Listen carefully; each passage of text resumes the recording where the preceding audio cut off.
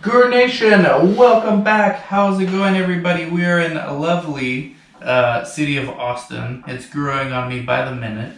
I'm interviewing Ashley. Maybe you saw her interview previously, or maybe this is your first time. Ashley, just introduce yourself really quick for Guru Nation. My name is Ashley Margo, and I'm a clinical data specialist, and I'm looking to get myself back into the clinical industry for research. Yes, you will. Yes, you will. And then we got Alejandro, her boyfriend, and you have coordinating experience, right? 15 years at a site level.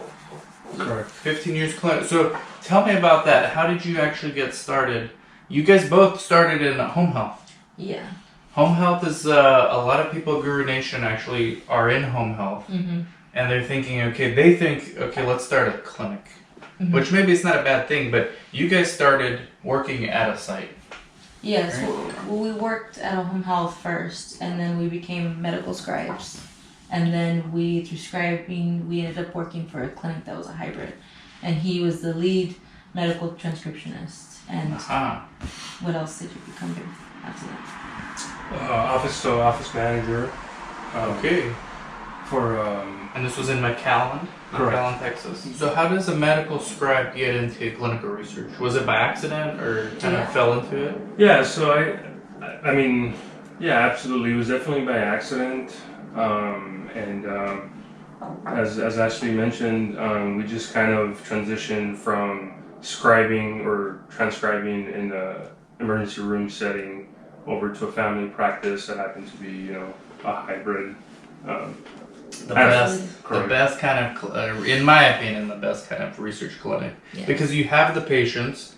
See, the thing is with academia, some of the big ones, the patients come to them, but in a lot of these places, the patients, they don't have the access to the patients because the doctors don't care so much. But when you have that hybrid clinic, it's perfect because you have, those patients trust those doctors, especially in those areas like on the border towns. Hispanic people very trusting of their physicians. Yes, right. So that is like an ideal clinic setup. Yeah, it was definitely, we were very fortunate, and they told you, we actually didn't know for a little while, because, we both transitioned at the same time into that clinic. So you guys both got into research like at the same time? Yeah. It's good for you guys. So clinical research couple. We have a few of those. Yeah. We have a few. So how do you manage? We were interviewing you, you work for the state. Yes. And then you're at a clinic right now? Or? Yes. Right, so right now I'm at I run medical records for an outpatient surgery center. Oh, okay, okay. That's very good. There are some surgery studies too. We had a few sites that were doing surgery studies. Those are hard to get patients for those as well. Do they do studies at your clinic? Not there that I'm aware of. Okay. Yeah. Yeah, because I think they're a corporation, aren't they? Correct. Yeah. We should get them studies. Yeah. I'll give you my business card. That would be awesome. I'll give you my business card. You give it to them and say, hey, this guy, watch his videos, but he can get studies here. Because seriously, there are so many surgery studies, and then it's hard to find patients for these studies. Oh, wow. I didn't know that. Actually, I didn't even know there was surgery studies. And they're hard to recruit for, and the budgets are really well too. Budgets are excellent for surgery studies. So what do you think is the reason why it is more difficult to obtain patients for a surgery study versus like a medication? So the one study we had recently was a hernia surgery. So this is for people who were gonna have the surgery anyways, and what they were testing was the gauze that they put in the wound, like when they're suturing. Yeah. So it was technically a device study, right? It's hard because a lot of the times these patients are gonna get the surgery anyways, and so they're already set on doing it the standard of care way. So it's hard to get, first of all, it's hard to get the doctors interested in doing the study because surgeons make really good money. So to do a study, they have to see, and the budgets in surgery studies are good, but it becomes an education process because they have to see that, okay, the money I'm going to make in the study is at least the same, if not more, than what I would get just for doing the surgery itself. Yeah. And then they have to do the whole education of clinical research, which is where you're gonna fit right in because you've been doing this 15 years. Yeah. Nobody knows this stuff better than you at this point. I mean, 15 years. You can talk to 1,000 people and you're gonna know more about research than all of them at random, right? Yeah, I mean it's interesting. Just like Ashley was mentioning earlier, how we had been doing all of these things and we had been involved in all of these things, and we kind of didn't know it until Just recently. fast forward up until recently. Yeah. You start becoming more familiarized with the terminology, and then and then it's just eye opening.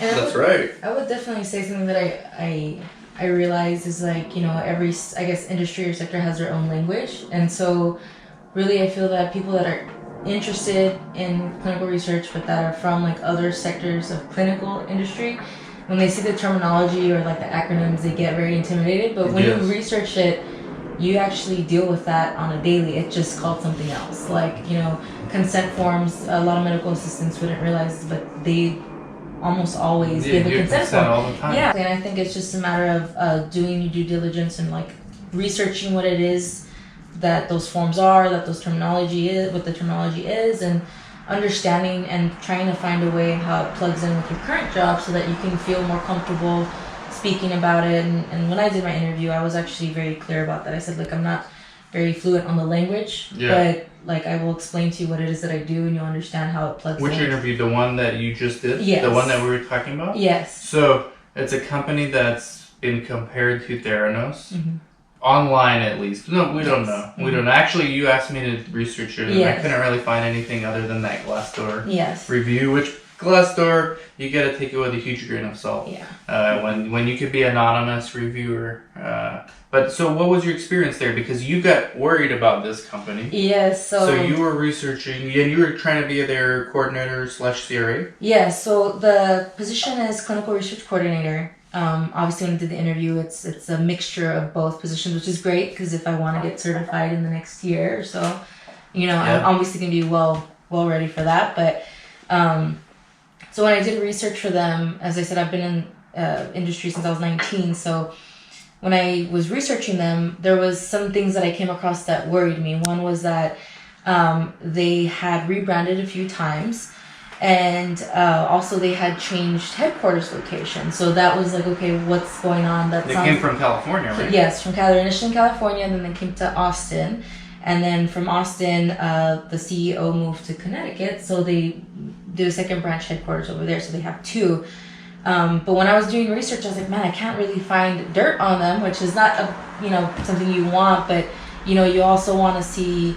You want to know the positives and the negatives when you're going into a company. You want to understand that, yes, okay, they have these problems, but... Yeah, whatever you could find. Yeah, whatever you can find. But for this one, you couldn't find anything. You couldn't really find anything, and I did just find one specific for the location here. And they had some nice things to say, but on the negatives, it was that, this is the junior version of Theranos. And I actually remember you talking about Theranos and... The Bad Blood is a really good book.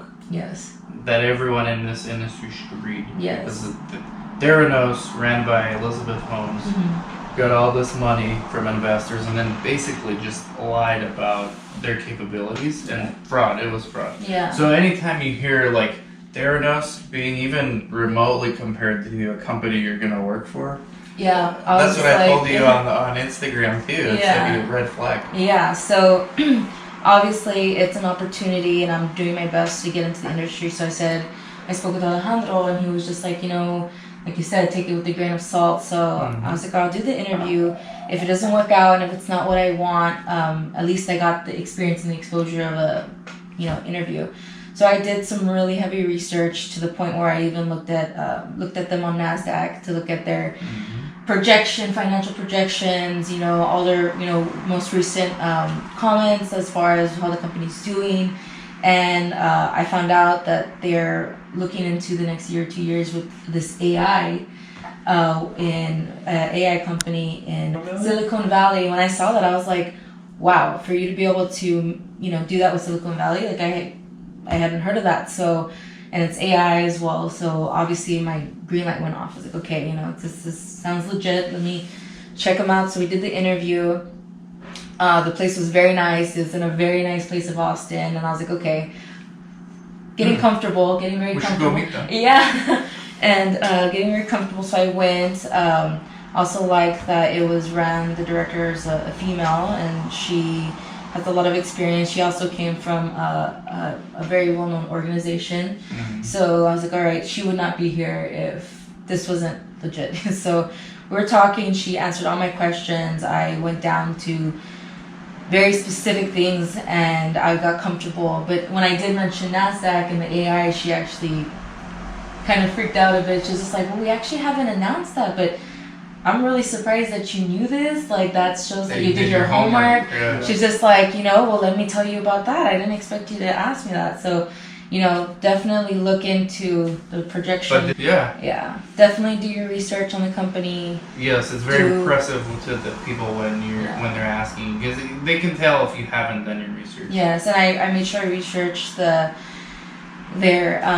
what's a biotech, so it's a specific medical device. So I did really heavy cool. research on the device, and she didn't even ask me questions on the device, but as she was talking, I finished it off for her. She was just like, oh, so you already know what I'm talking about. So you studied the device too? Yes, I studied everything. Did you do like clinicaltrials.gov, see similar studies, all the assessments? Actually, no, I did not do that. I went on the website, I read that, and I went on YouTube, I looked at that, and then I went on NASDAQ. They have all the most recent articles and postings and descriptions of the company, of what they're doing, what's happening, what had happened.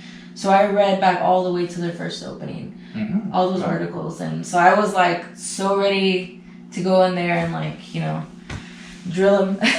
And you, Alejandro, you gonna work for these guys too?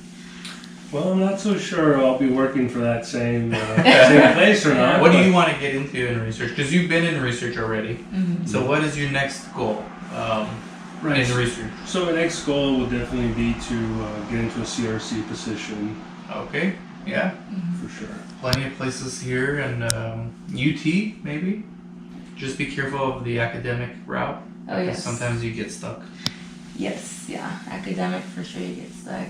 Yeah. Private industry, especially in a place that's growing like this. I think you can do that. And also go to the ACRP things. Yeah, that's something we're definitely going to do, for You sure. guys do it together as a couple. Yeah. Have a date. Have a date. Date night. That's a good idea. Date night at ACRP. Yeah. All right. Anything else, guys? I don't know, you. Any last minute advice for Guru Nation that we forgot in the last video? Definitely, I mean, I've already gotten this far, and it's only been, let's say, 4 months, going on 4 months, that I'm already getting all this response. And it's all thanks to your videos, to your blog, and to his book. And read it like it is the Bible, because it really it explains everything. You just have to sit through it and be thorough with it. And also, definitely some of the videos that I watched from your YouTube video, I learned that the organizations are key. So, sign up for the membership. I already got my packet from Socra. I actually Socra and ACRP. ACRP, yes. They're competing, but it doesn't matter for you. You do both. Yes, definitely both. I have both of them. But as much as I want to take credit for your success, Yes. it's your background that is the reason for it. You've been in research for 9 years, or 10 years now. Yeah, 10 years. Right? So 15. you've done private, public, and now you're getting back into private. So, Yeah. I think my book just kind of helped put everything together. Yeah, makes sense. But your background is all that's all you. So people need to, if they want to strive to be like you, get started anywhere first, and then learn through the books, through the videos, and figure out what's best for you. Make use of all your resources. There's so many resources out there that, you just need to take the time to search, look, you will find it. And all it took was for me to Google what is clinical research professional. You came up, and I went down the rabbit hole. That's right. Literally. Rabbit hole is the next logo. We like it. Thank you guys very much. If people want to get a hold of you, LinkedIn, right? LinkedIn. Both of you? Yes. So whoever you want to get a hold of, or both, message me. Or I'll have you guys links underneath as well on the YouTube. Absolutely. So thank you guys both very much. And thank you everybody for watching, and we'll catch you all later. Bye-bye.